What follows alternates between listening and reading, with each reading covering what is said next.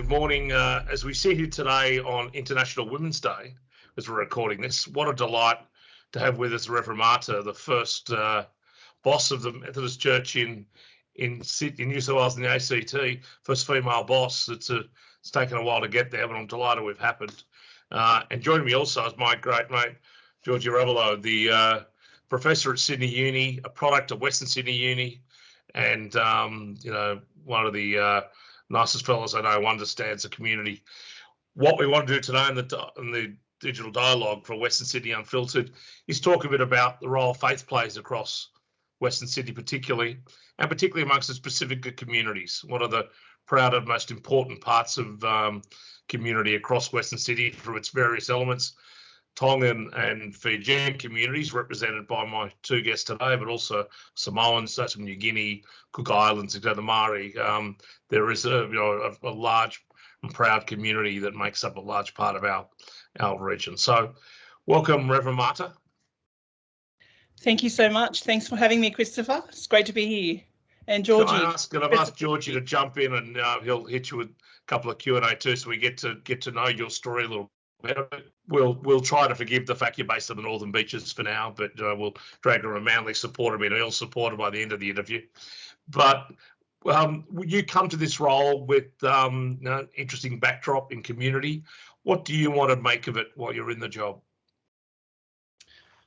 Thank you, Christopher, for the question. Just as I begin, please let me acknowledge the land of which I currently live and offer ministry, do the Lord's work here on Goringai land of the Eora Nation here in the Northern Beaches.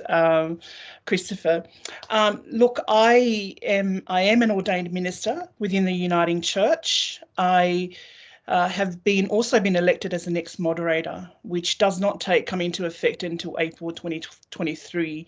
And I'm really super excited for all the opportunities that are before us, particularly not just for all people in its diversity, but as a Pacific Islander, of course, Tongan background, I have a heart for our Pacific people. So I guess off the bat is just being able to represent, to be be seen. I am different. I am of, a woman of a different skin tone, of a dark skin tone. I am a mother and a wife. And so those things, just as a starter, create also an opportunity for younger generation of Pacific Islanders.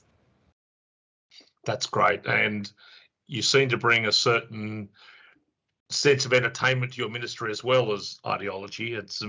How important is that, particularly in the Pacifica church-going community? I grew up in way too many staid Catholic churches where you had to sit and be quiet, and reverence was much more important than anything else. And yet we've swung to more the Pentecostal, the Hillsong approach. But they're only newbies. The Pacifica churches have been much more engaging, entertaining along the way, as well as their spiritual background. So where do you sit as a minister? What's your style? What's my style? Look, I have to say I am a first generation Tongan who has spent most of my childhood here.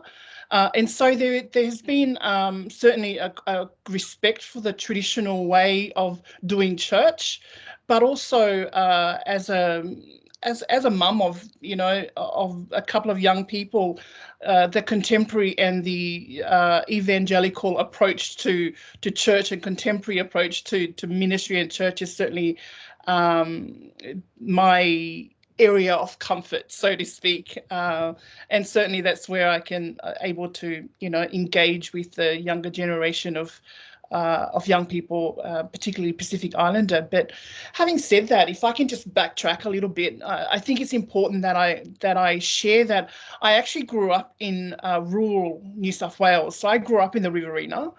And so when I when I decided to go into ministry, I came back to Sydney and I lived in Western Sydney and studied in Western Sydney for about 4 years. So it's important to note that because it's here where my perception of the diversity of Western Sydney, my appreciation for Western Sydney, my connection for an experience of having lived in Western Sydney, really informed my faith, informed me as a mother of having grown up in that diversity. And but also out of that, I have done ministry in the Canterbury Lakemba area before moving for about 8 years, moving to Ryde for 6.5 years, working there in the Uniting Church, and I now, yes, I live in the Northern Beaches, but I do have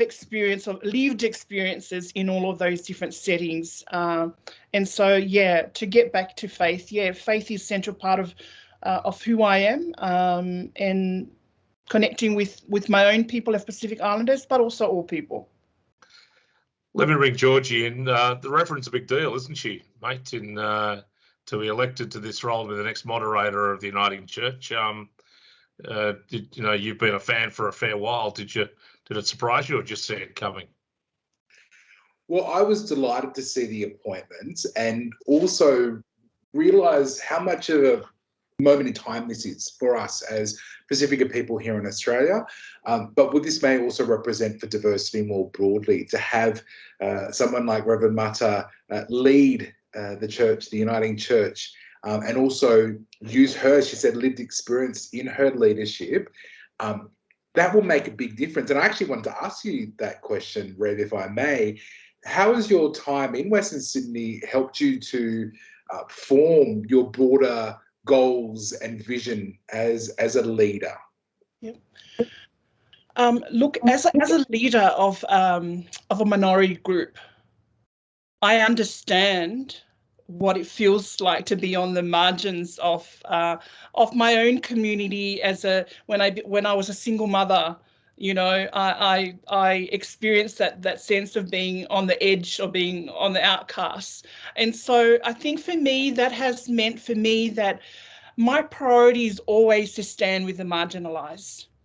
Today we celebrate International Women's Day, with a theme about, breaking the biases. And I think it's not just about, yes, it is about women today, and I want to hold on to that and to celebrate that, but it's about, intergeneration. It's about the LGBTIQ community. It's about inequality in the workplace. It's for me, I see being a woman from the margins will bring something different, and hopefully one that will empower those of us that feel a sense of, have experienced some injustice along our journey, to actually say, hey, you are enough.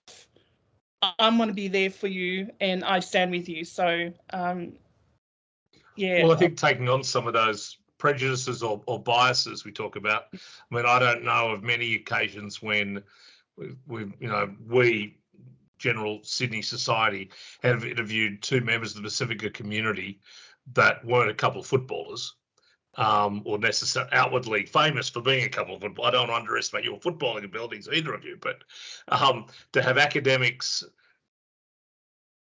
clergy involved is not your standard tool. So I wonder how much that stereotypical thing holds back a community of Pacifica, and to the extent we can, is not an amorphous mass. I get that, but how much that stereotypical approach holds back the true development and progression of Pacifica communities within Western Sydney and Sydney more generally.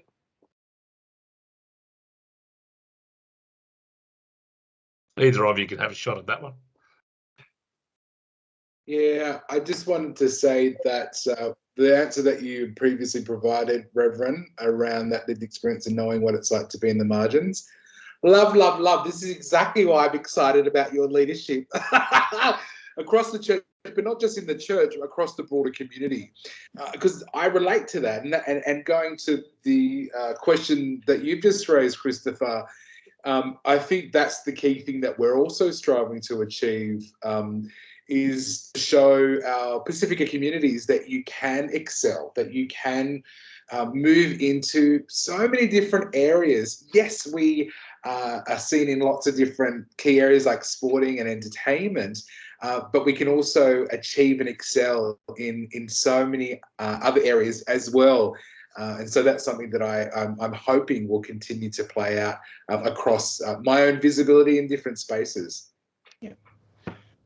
Yeah, and just to add to that, George, I think you're absolutely right. I think there has been a shift in the last 5-10 years of seeing people of Pacifica background come into executive leadership. You're Professor Jioji at Sydney University, you know, and that does a lot for our community. You know, often we're always looking outside. We're often looking outside for different role models, but we're beginning to see our own men and women and younger generations stepping in, you know, boldly and courageously into these spaces where we haven't done so before. And I think there is always room to see that representation grow more and more. And I think having leaders like ourselves and others that will, I think what's been really important, I was a part of a conversation earlier on today, is making way for that. You know, we often talk about, you know, the International Women's Day today. It's also about men, you know, stepping forward to make way for that to happen, you know, to make way and not get in the way, but to actually empower younger leaders to go forth. And yeah, tell me. We speak about the absolute ingrained nature of the Pacifica communities within Western Sydney culture, and it is significant. But it is much more than simply you know, our rugby codes, where there's been such a dominance, and where, you know, I think frankly there's a greater responsibility on both of them to do more than just find players and put them on the field, but to go ahead. To that again, and while celebrating the success for farm workers to go on to be engineers, to even a pathway where there's so many Pacific Islanders managing the scaffolding on the infrastructure that is building Western Sydney. But how do we get more of them to follow Jioji's path through to a degree? There's still some, you know, some tough times in Western Sydney Pacifica communities. It's overrepresented in domestic violence. It's overrepresented in diabetes. It's overrepresented in youth disengagement, particularly some young men in the region. Where do you think, what role does, in various roles, both academia we've spoken about, but faith play in trying that social progression as well as the economic? Yeah. Let me speak on I think it has a lot of room. It has a lot of room to speak into those spaces. I can only speak on my experience as an ordained woman in the Uniting Church, and also as a first generation Tongan woman. I think as a church, one of the, you know, there is an inclusion of women, you know, ordained women. There seeks to be an equality across the board and inclusivity in how we do that. But you know, we're also really big on social justice, and that's an area I think that often can fall on the wayside when we think about faith in the Pacifica community. We think our faith is just, you know, our spiritual aspect of who we are. But, you know, I'm here to say that your faith is the whole of who you are. It's about how you live outside when you leave that church door. It's absolutely about that, in how we respond to the needs of our community, whether it be in domestic violence, whether it's be in our overrepresentation of our people in the prison system, in the correction system, in the prison system, whatever it may be. Faith for me is about the whole of who we are. And, you know, as Pacific Islanders, we often talk about we are the people of the moana, and we've navigated our way in land and sea. And so the resources that we have is that we are a strong community together, you know. And if I could use my small, hopefully not too loud voice to speak into those areas of need, then I will. And I'm sure George, you know, is of the same mind also. I think you've got a big voice, Reverend. I hope you use it loudly.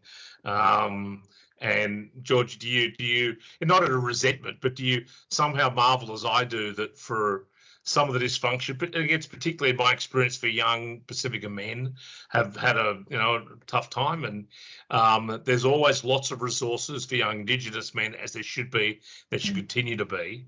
It just seems to be when the government grants come out, when the corporate sponsorship for good responsibility issues come out, that Pacifica communities tend to miss out. How do we change that? How do we, without demonising the community to make the problem so big has to be solved, how do we generally, the lobbyist in me, how do I get better at attracting and securing resources to support that progression we spoke about, to address the problem we spoke about?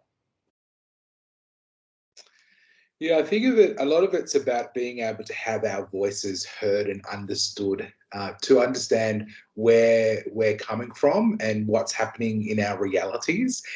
So it's really about enabling governments and funders and donors to understand, as we've been saying, this notion of lived experience. What has it been like for us living in Western Sydney? What does that mean for what we do and make sense of the world, how we make sense of the world, and how can we receive additional support to assist us as part of creating a community and society that is genuinely inclusive?